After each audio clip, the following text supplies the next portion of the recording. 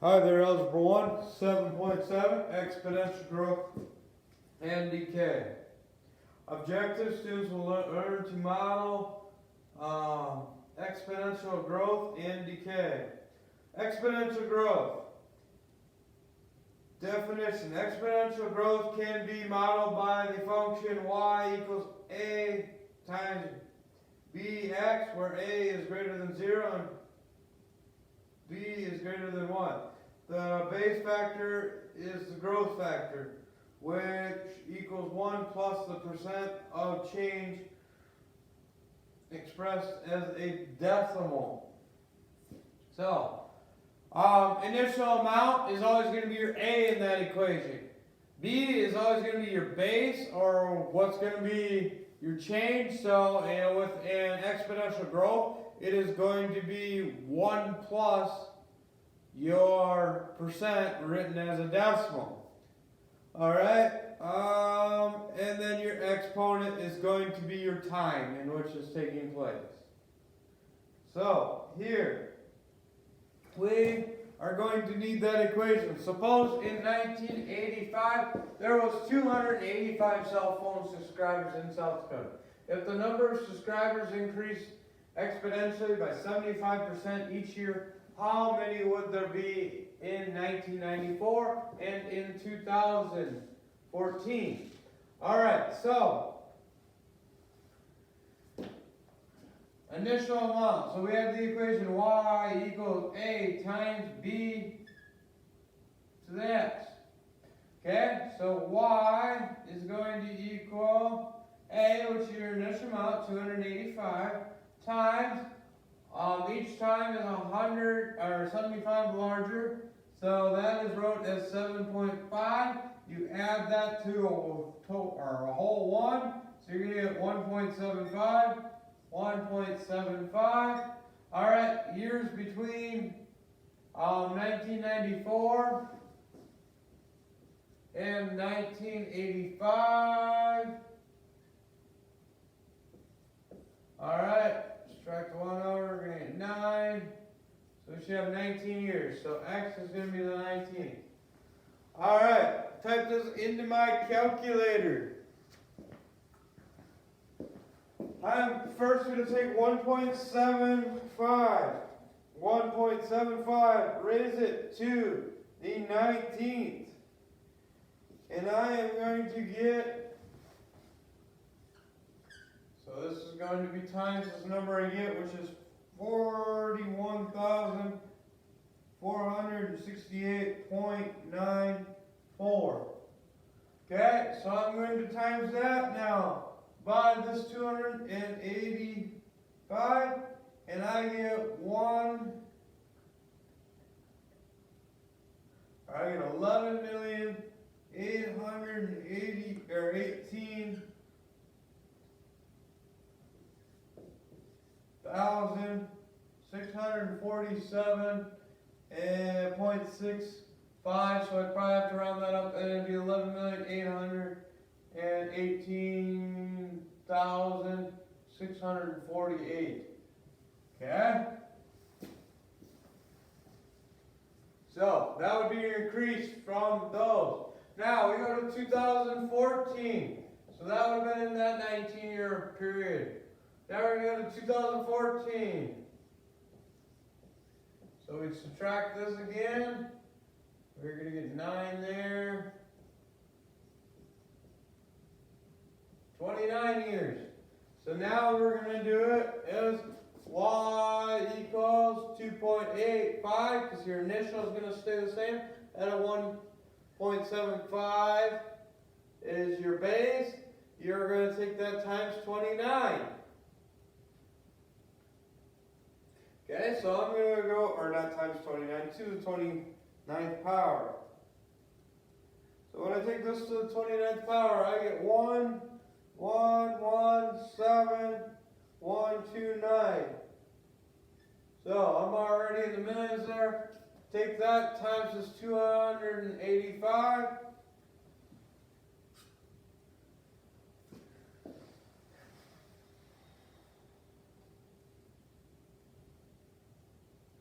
Alright, and I would get 3,183,818,280. So, as you can see, that's quite a quick, rapid increase. Also, South Dakota does not have that much for a population. So, that could never happen, even if we'd all have to have more than one cell phone, which some people do have more than one cell phone. So, that would be how you do that. Now, we are going to do another type of thing that you may have to do in your life. Compound interest. For the business people in the world, or accountants, or people that just care about their bank account in general. Or I guess realistically savings, because it's probably not your checking account. Alright, so, compound interest. Interest the bank pays based on the money you put into and the interest already earned. So, the nice part about compound interest instead of simple interest is it starts accruing over your interest you've already earned. The equation that they use for this is going to be your new amount, which is A. Principal is what you're initially going to put in. 1 plus, this is your rate of interest, number of times per year that is paid, interest is compound. Once again, N is still going to be the number of times paid times the number of years. So, I'm going to write this one down just to make sure that I remember everything.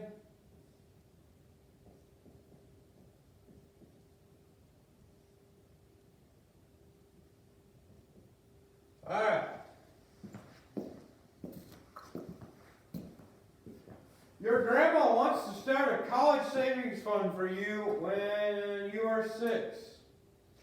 She decides to invest $8,000 in a money marketing account that pays 3.25% interest compound monthly. How much will she be able to give you on your 18th birthday? So you're looking at 12 years, right? Okay, so principal is going to be your initial amount. A equals principal, which is 8,000. Alright, this is going to be 1 plus your rate. Well, we're going to write that as a decimal, which is going to be 0.0325 over 12. And you're going to have 12 times how many years? Because it's monthly, right? Interest compound monthly. So there's 12 months. So this is going to be times 12. So you're actually going to have A equals 8,000. I might simplify what's in that. In the parentheses. So 0.0325 divided by 12. It's going to give me like a point plus 1 to that, I guess. You're going to have like a 1.002708. Alright, that's in your parentheses. This is going to be the 144. Because 12 times 12 is 144. So we're going to raise that to 144. Which is going to end up getting us 1.4762 ... Now you're going to take that times your 8,000.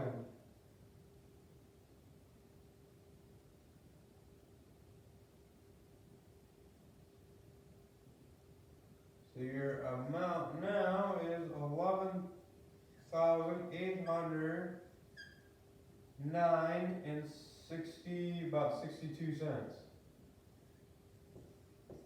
Would be in your bank account. You know, that's 12 years, that is quite a bit of time. Interest rates are probably not even that good anymore. Maybe they are, I doubt it though. That's a pretty good interest rate. Some people play that on their loan, which is honestly sometimes pretty good amount or interest rate on your loan.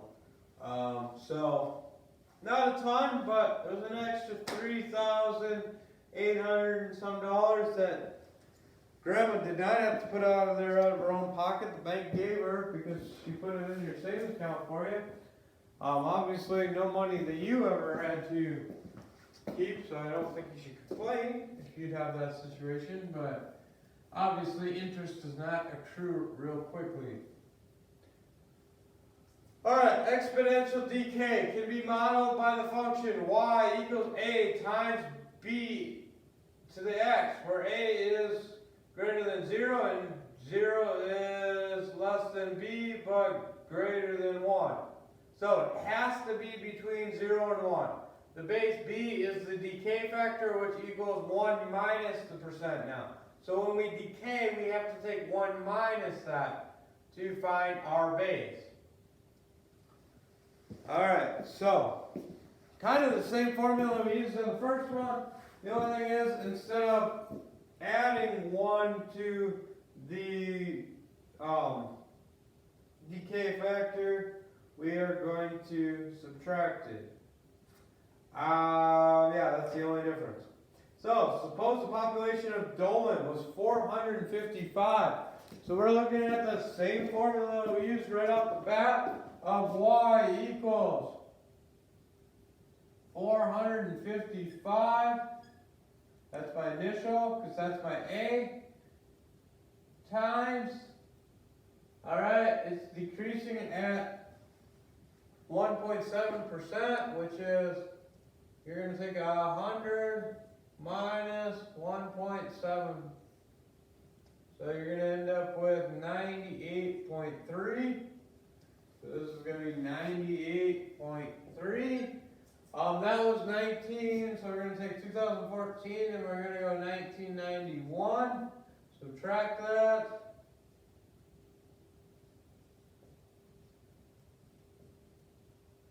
You should get, oh, you don't have to do that. No. So this is 11, this is going to be 3. So that should be 23 years. Alright, so we're going to see how much the population of this decreased in 23 years. So we have 98.3 to the 23rd.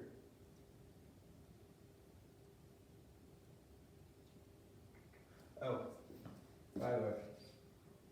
So this would have to be like this. Okay, decimal would have to go right there.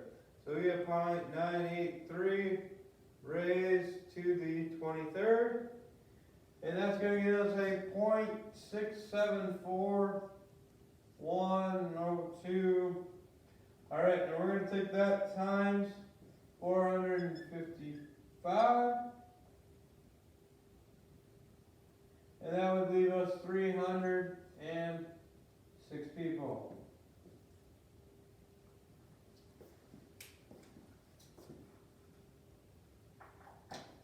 Left. So we lost about a third of our population during that time.